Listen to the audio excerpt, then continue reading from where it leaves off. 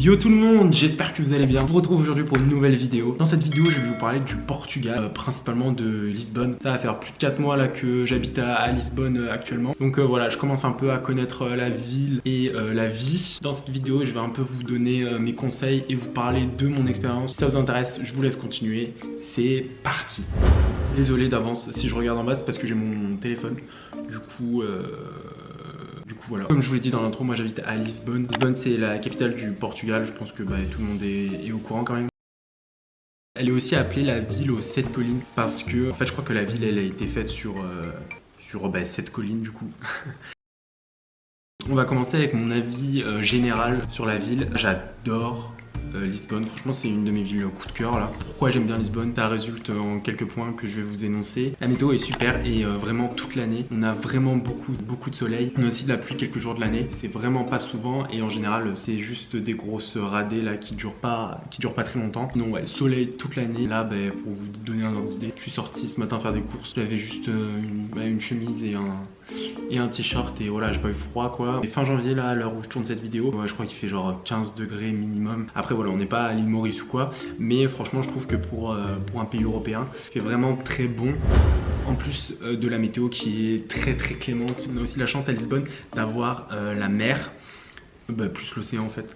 Et il faut savoir que Lisbonne est la seule capitale européenne, si je dis pas de bêtises, à avoir accès à la mer ou à l'océan du coup. Je sais qu'en plus on peut surfer ici, j'ai pas encore eu l'occasion de le faire parce que je suis arrivé après la saison d'été du coup. Je sais qu'on peut surfer aussi et qu'il y a des vagues monstres en fait. Pour ceux qui aiment le surf, franchement c'est le paradis. Ce qui fait aussi que j'aime beaucoup la ville et que je m'y sens bien, c'est que les gens sont vraiment très gentils. Je voudrais pas faire de généralité après, mais c'est vrai que les gens que j'ai pu rencontrer à Lisbonne sont vraiment très gentils. J'ai eu la chance de bouger aussi un peu. Je suis allé en Algarve et à Porto. Pareil, les gens étaient vraiment très gentils, voire plus gentils qu'à Lisbonne. Selon les Portugais, ceux qui habitent à Lisbonne en général sont pas très polis, mais moi j'ai trouvé que c'était vraiment tout l'inverse. Je les trouve extrêmement chaleureux et encore plus dans d'autres régions du Portugal. Ils parlent pas forcément tous bien anglais. Il y a beaucoup qui parlent français parce que je crois qu'ils apprenaient le français à l'école quand ils étaient petits. Du coup voilà.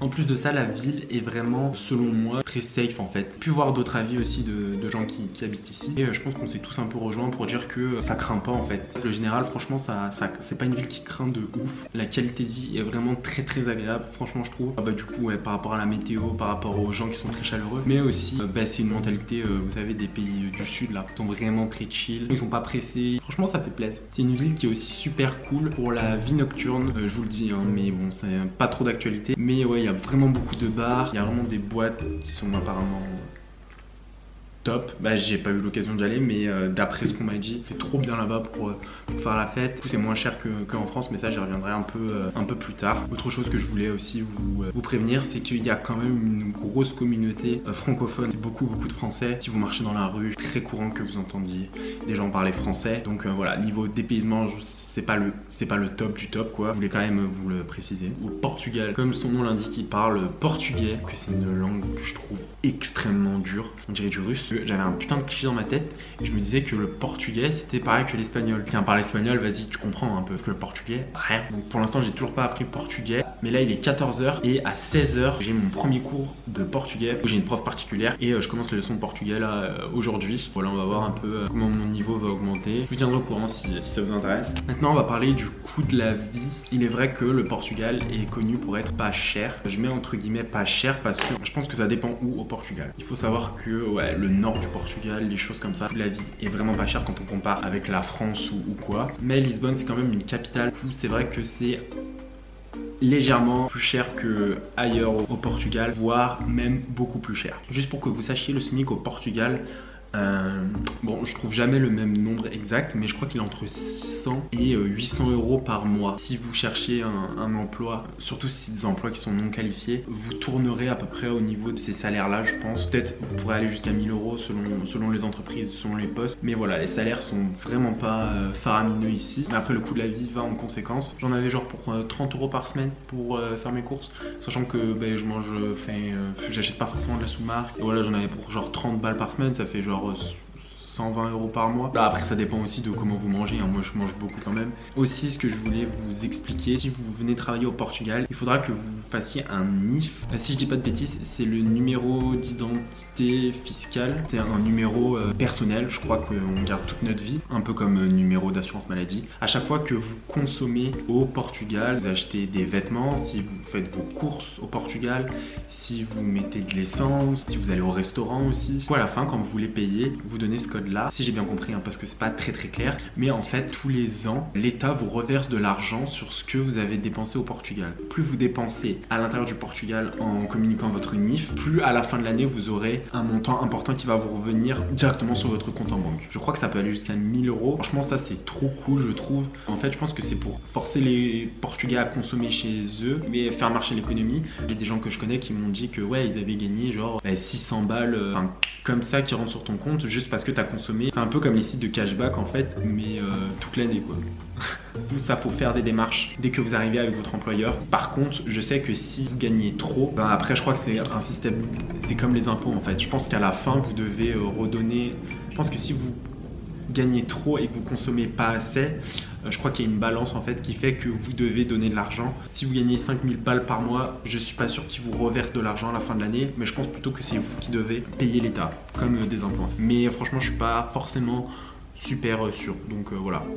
Voilà pour le coût de la vie, mais franchement je pense qu'avec un salaire portugais, donc vas-y on va dire 1000 balles, il est clairement possible de bien vivre au Portugal. Voilà, après je dis pas que vous arriverez à mettre 600 balles de côté tous les mois, mais je pense que vous pourrez arriver à bien vivre avec un salaire portugais, puisqu'en fait votre plus grosse dépense ce sera le logement. Du coup je vais y venir tout de suite. Le logement au Portugal, j'étais choqué de voir à quel point c'était cher par rapport à l'idée que je me faisais. Je pensais que le Portugal ça coûtait rien et tout. Et il faut savoir qu'à Lisbonne, les logements commencent à être de plus en plus chers. Il y a de plus en plus d'expats qui viennent vivre au Portugal. Du coup voilà, la demande augmente, les prix augmentent. Je vous fais pas un dessin, vous savez comment ça marche. Pour une coloc en centre-ville, entre 300 et 500 € par mois avec les charges comprises, selon le standing de l'appart et selon sa localisation. Je pense que ouais, vous pourrez tourner à peu près dans ces eaux-là. Si vous voulez genre un studio ou un appart à vous tout seul, premier prix part aux alentours de 600-800 balles quoi. Voilà, c'est un budget, sachant que voilà, comme je vous l'ai dit, le SMIC est pas très haut. Il faut quand même arriver à jauger entre les deux.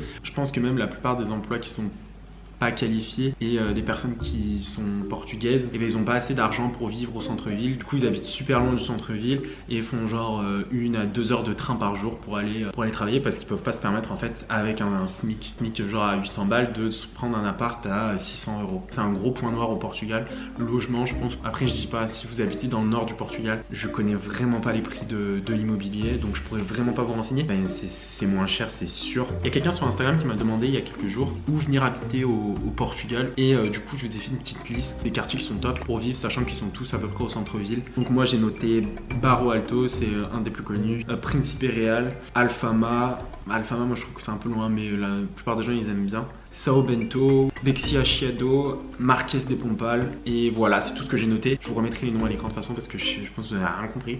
Bon, je pense qu'on arrive au terme de cette vidéo. J'ai essayé de parler un peu du Portugal et de Lisbonne dans sa globalité. Si vous avez des questions un peu plus poussées ou si vous voulez que je parle d'un sujet plus précisément, n'hésitez pas à me dire en commentaire. Je ferai une vidéo plus dédiée à ce sujet-là si ça vous intéresse. Je prévois aussi de vous parler de mes lieux préférés à Lisbonne. Le truc c'est que là actuellement on est confiné, donc je peux pas aller filmer dans la rue comme ça. Je vous tiendrai au jus. Je vous souhaite une bonne journée et bye bye.